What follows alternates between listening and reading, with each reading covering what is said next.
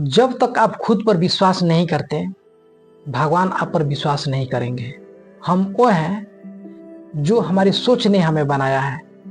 इसलिए इस बात का ध्यान रखिए कि आप क्या सोचते हैं। उस व्यक्ति ने अमृत प्राप्त कर लिया है जो किसी सांसारिक वस्तु से व्याकुल नहीं होता। जिस समय जिस काम के लिए प्रतिज्ञा करो, ठीक उसी समय पर उसे करना चाहिए, नहीं तो लोगों का विश्वास उठ जाता है।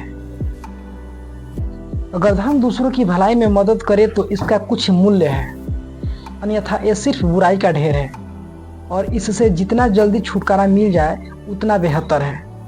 उठो, जागो और तब तक नहीं रुको जब तक तुम्हारा लक्ष्य प्राप्त ना हो जाए। ब्रह्मांड की सारी शक्तियां हमारे अंदर है, या हम ही हैं जिन्होंने अपनी आंखों के सामने अपना हाथ रखा है और रोते हुए कहते हैं कि अंधेरा है। किसी की निंदा ना करें। अगर आप मदद के लिए हाथ बढ़ा सकते हैं तो जरूर बढ़ाएं। अगर नहीं बढ़ा सकते तो हाथ जोड़िए।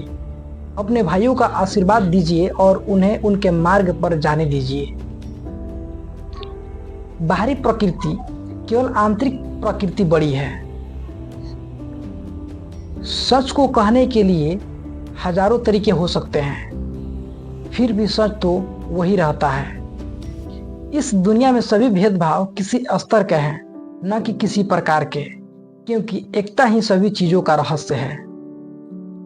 जब कोई विचार अनन्य रूप से मस्तिष्क पर अधिकार कर लेता है, तब वह वास्तविक भौतिक या मानसिक अवस्था में परिवर्तित हो जाता है।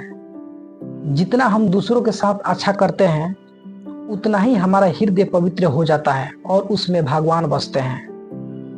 यदि स्वर्ग में विश्वास करना और अधिक विस्तार से पढ़ाया और अभ्यास कराया गया होता तो मुझे यकीन है कि बुराइयों और दुख का एक बहुत बड़ा हिस्सा गायब हो गया होता।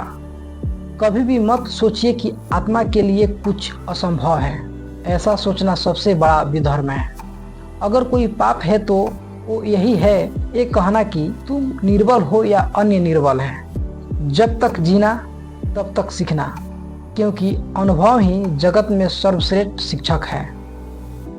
कभी ये न कहे कि मैं ये नहीं कर सकता, क्योंकि आप अनंत हैं, आप कुछ भी कर सकते हैं। किसी दिन जब आपके सामने कोई समस्या न आए, आप सुनिश्चित हो सकते हैं कि आप गलत रास्ते पर चल रहे हैं। भरोसा भगवान पर है तो जो लिखा है तकदीरों में वही पाओगे। अगर भरोसा खुद पर है तो भगवान वही लिखेगा जो आप चाहोगे। सोच भले ही नहीं रखो, मगर संस्कार हमेशा पुराने होने चाहिए।